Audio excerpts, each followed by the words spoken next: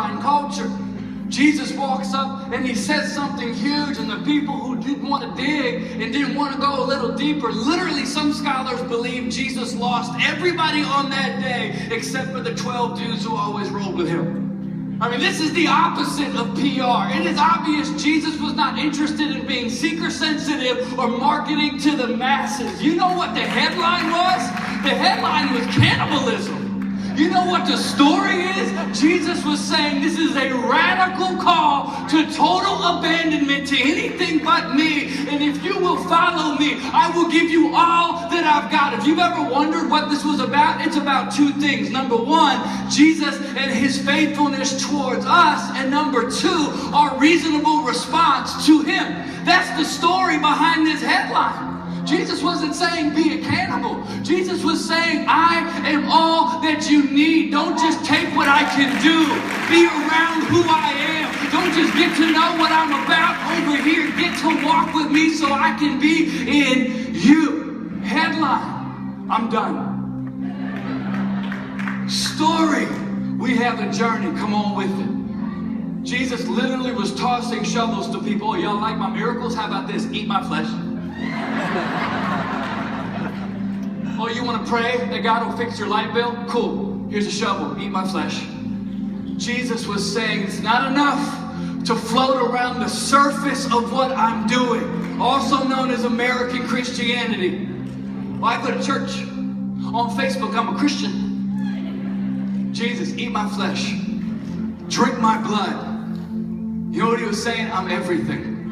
I'm everything. If you will empty yourself and follow me, I have already left what matters to come to you, and in me you will have life. Can I give you in my remaining time? 7 people are clapping here. Irving, Best Buy, holler at a player. You see him in the street.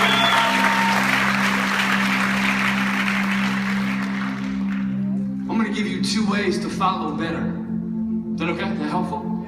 2 ways to dig a little deeper, and then we're going to pray, because I really feel like this is where our church is at. Some of you are like, this is my first week. You came right on time. There are some people who can come into Christian environments for years and never actually hear the clear call, which is all or nothing. You can belong way before you believe, but you need to know this is not a feel-good thing. This isn't a Jesus wants to come and be your buddy. This is a radical call to die to self, be consumed by an unbelievable God. Start digging a little deeper.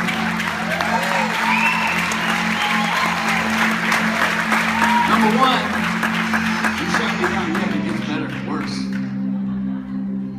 Number 1, oh man, I'm going to take out half this. I don't have time to do it. Do it. No, I don't. Joel, I don't.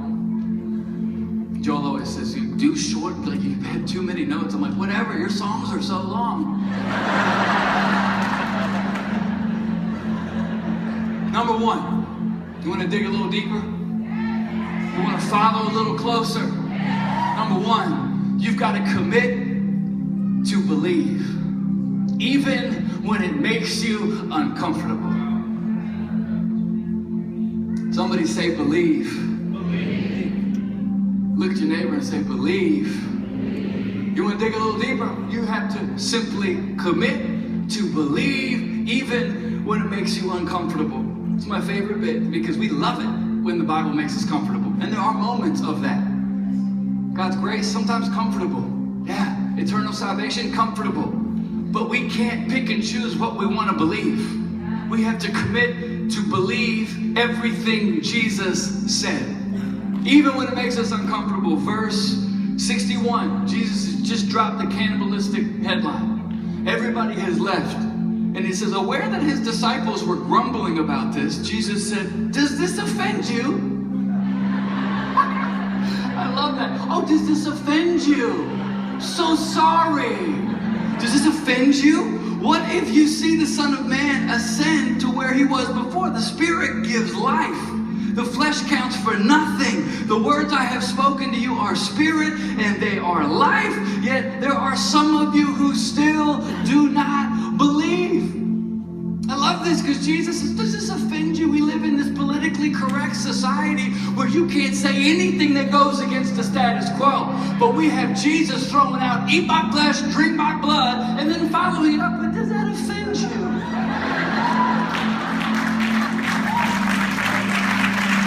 Is it seeker sensitive enough for you? There's a lot of people who come to Jesus like this in America. It's different in other parts of the country. For whatever reason, there's something going on in our country where we have to make huge dividing lines to make sure people understand we're talking about the Jesus of the gospel, not the Jesus on the television sometimes. But sometimes people will come to Jesus like this. Okay, I'm in, Lord. You tell me what you say, and I'll let you know how I feel about it.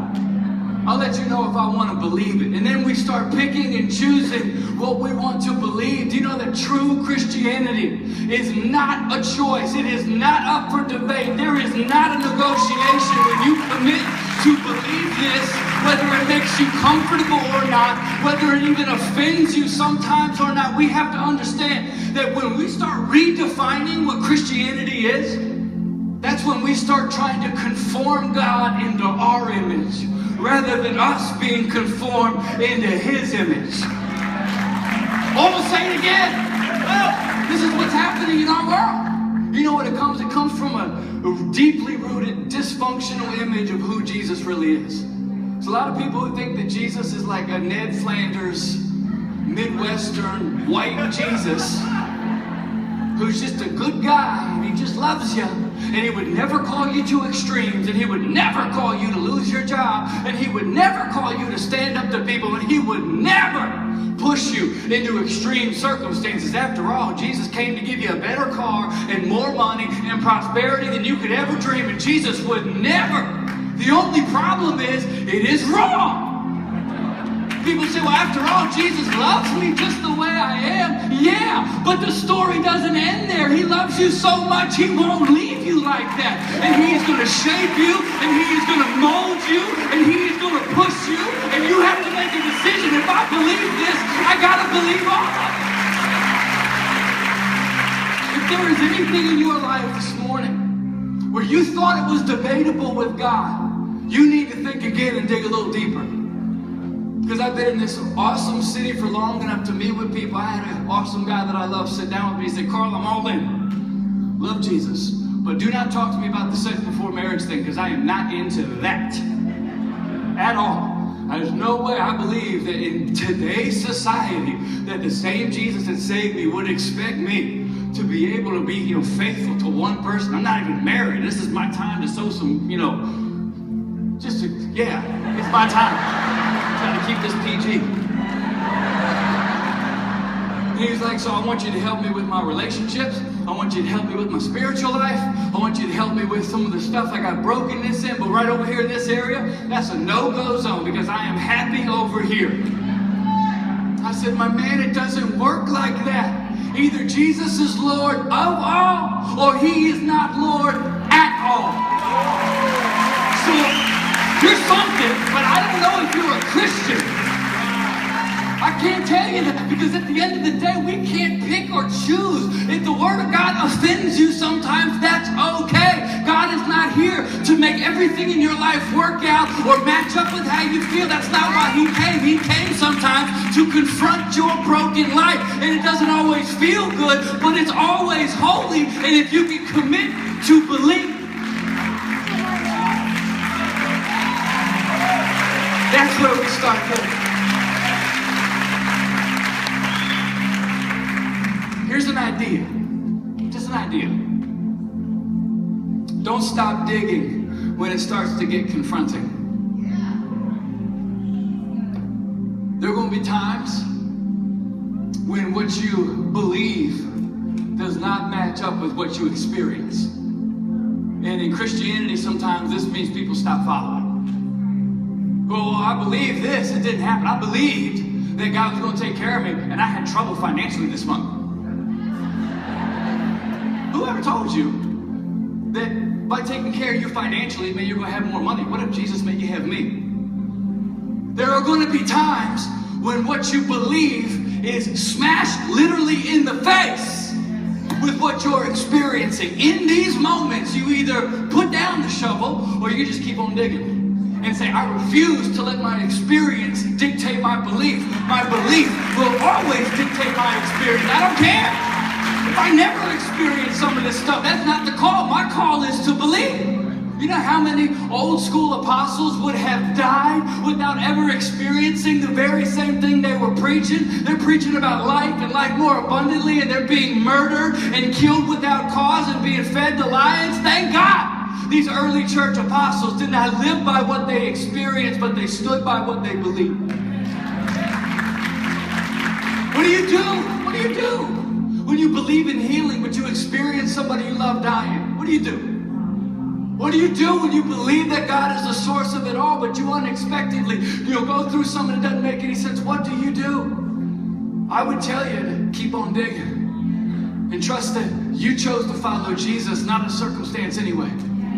My son, who is not here right now, is such a legend, and I'm trying to teach him just basic first round NFL draft belief system, which is, son, I get it, you're white. You will be a wide receiver and a DB. You will. I understand that there's one white DB in all of the NFL. Who cares? Roman will be number 2. You will run a 4.4 40. You will. You will get a full ride. You can catch anything I throw your way. And he'll be like, but Dad, sometimes I can't see it. I'm like, that's not my problem, son. We're going to start by believing you're going to do this. And we go through it. This might have some of y'all judge me, but I have video of what happens when experience smashes you in the face with what you said you believe. So this is after me and Roman have talked it through. You got to catch the ball. You can do it. You can catch anything. If it hit your hand, you should have caught it. It's not the quarterback's fault. It's not the ball's fault. Nothing. You got to catch the ball. I can do it, Dad. You believe it? I believe, Dad. Roll the tape. You got to turn it up, though. Go, Roman. Oh, yeah.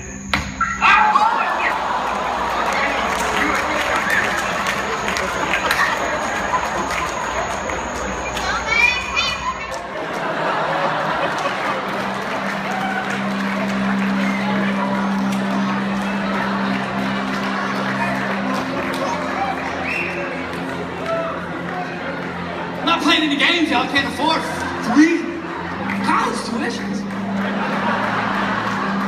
You know what happened? Fixed his glasses up. Made it a win. So you're going to catch the next one. And the next one. And the next one. Do you know, this week, my son caught 20 in a row.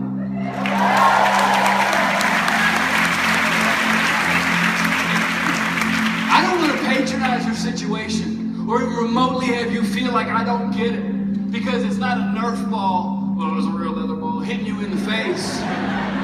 It's somebody you loved disappearing. It's something you thought was so certain crumbling before your eyes.